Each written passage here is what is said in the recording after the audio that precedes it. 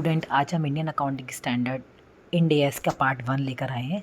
इसमें हम इसका डेवलपमेंट और साथ ही साथ इसको लर्न करने की शॉर्ट ट्रिक पढ़ेंगे। ये बहुत ही इंपॉर्टेंट टॉपिक है अगर आप कोई भी कंपटीशन की तैयारी करें, क्योंकि धीरे धीरे हम अकाउंटिंग स्टैंडर्ड से इंड एएस की तरफ शिफ्ट हो रहे हैं। ठीक है, तो आगे बढ़ते हैं टाइम को ना वेस्ट करते हुए।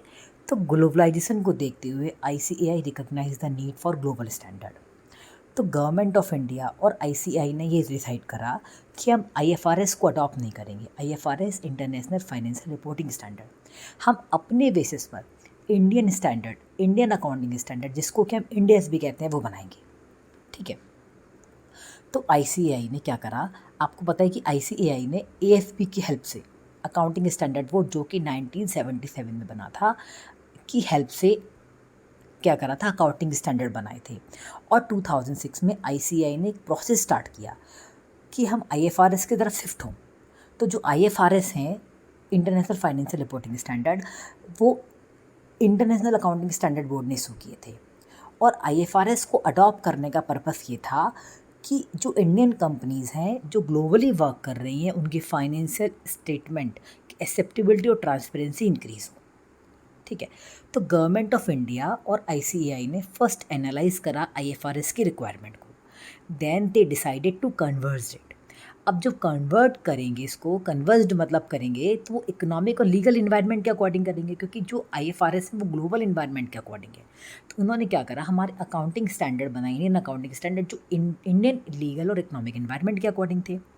तो ये सब किसने फॉर्मुलेट करा था, एएफपी ने। ठीक है, तो सेंट्रल गवर्नमेंट ने national advisory committee on accounting standard के कंसल्टेशन से इंडियन अकाउंटिंग स्टैंडर्ड इशू किए। ये सब किसके सुपरविजन में इशू किया था, अकाउंटिंग स्टैंडर्ड बोर्ड की। तो हम कह सकते हैं कि Ind AS, Indian accounting standard, are IFRS converged standard.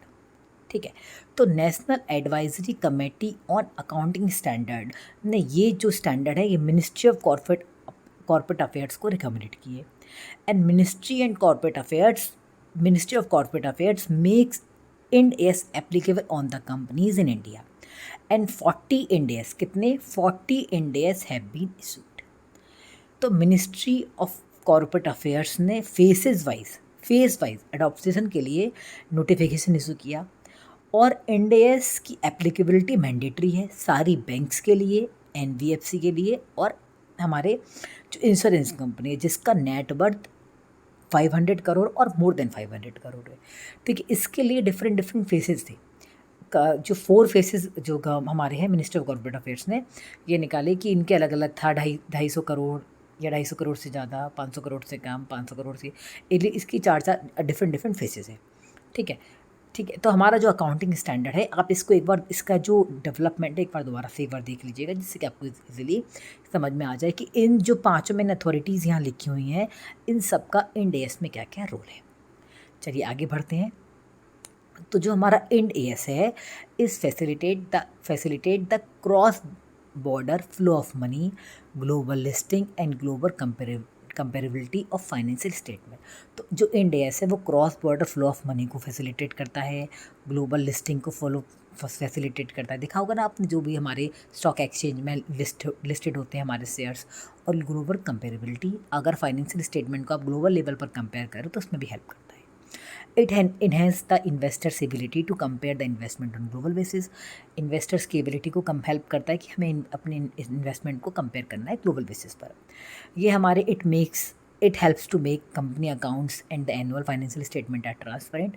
ये हेल्प करता है कंपनी अकाउंट और एनुअल फाइनेंशियल स्टेटमेंट को ट्रांसपेरेंट बनाने में।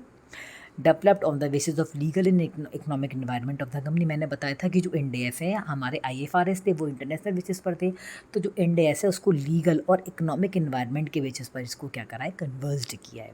चलिए आगे बढ़ते हैं। हमारे पास जो अभी मैं इस पार्ट 1 में डिस्कस करूँगी 101 से लेके 116 तक, ये हमारे इंड एएस हैं, 101 to 108। अभी नेक्स्ट स्लाइड में 109 to 116 है। तो इसको याद करने का एक शॉर्ट ट्रिक भी, एक शॉर्ट सेंटेंस भी हम आपको डिस्कस करेंगे, जो बहुत ही दिमाग लगा के मेहनत से बनाया गया है। चलिए आगे बढ़ते हैं। Ind AS 101, first time adaptation of Ind AS. जो फर्स्ट टाइम अडॉप्ट कर रहे हैं उनके लिए 101 लगेगा।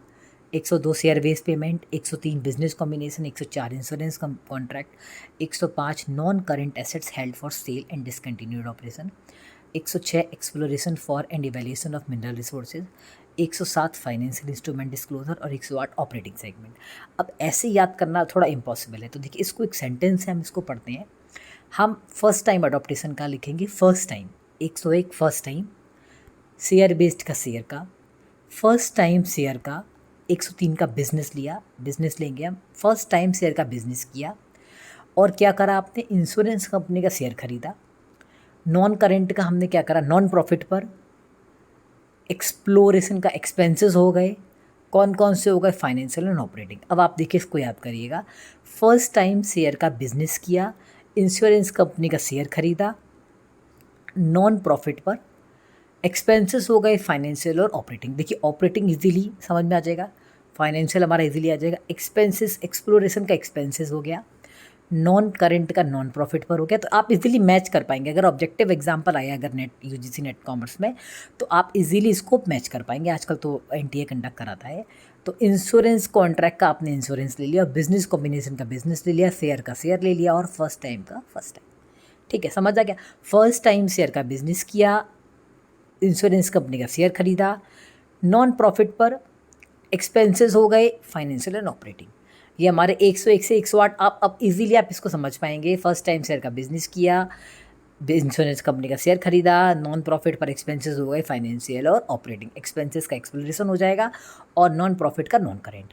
आगे नेक्स्ट स्लाइड पर मूव करते हैं। इसी तरह से हमारा 109 का है financial instrument, 110 consolidated, 111 joint arrangement, 112 disclosure of interest in other entities, 113 fair value measurement, 114 regulatory deferral account, 115 revenue from contract with customers. Applicable कब हुआ था, 2018 में। 116 लीज। अब देखिए इसके लिए भी एक सेंटेंस बनाया गया है कि फाइनेंशियल इंस्ट्रूमेंट को कंसोलिडेटेड किया। ठीक है, क्योंकि समझ में नहीं आ रहा था इसको किस तरह से बनाया जाए, तो एक मेरे तरफ से सिंपली कुछ ये एफर्ट्स करे गए हैं कि आपको ये इजीली लर्न हो जाए। कि फाइनेंशियल इंस्ट्रूमेंट को कंसोलिडेट किया, जॉइंट किया, मिलाया। कंसोलिडेट करना भी मतलब मिलाना ही होता है। फाइनेंशियल इंस्ट्रूमेंट को जॉइंट किया, कंसोलिडेट किया। पर्पस क्या था, to disclose fair, regulatory and revenue from lease. Clear है। फाइनेंशियल इंस्ट्रूमेंट को कंसोलिडेट किया, जॉइंट किया, पर्पस क्या था, टू डिस्क्लोज करना fair, regulatory and revenue from lease. तो देखिए इजी बन गया आपका, लीज का लीज हो गया, देखिए रेवेन्यू का आपने रेवेन्यू कर लिया, रेगुलेटरी का रेगुलेटरी, फेयर का फेयर, डिस्क्लोज का डिस्क्लोज, जॉइंट का जॉइंट, कंसोलिडेट का कंसोलिडेट, फाइनेंशियल का फाइनेंशियल। सिंपल फाइनेंशियल इंस्ट्रूमेंट को कंसोलिडेट किया, जॉइंट किया, to disclose fair, regulatory and revenue from lease. अगर आपको ये हमारे एफर्ट्स अच्छे लगे हों तो आप इसको लाइक करिए, सब्सक्राइब करिए, और भी बच्चों में शेयर करिए। Thank you. हम जल्दी ही इसका पार्ट 2 लेकर आएंगे, जिससे आपको इजीली समझ में आ जाए।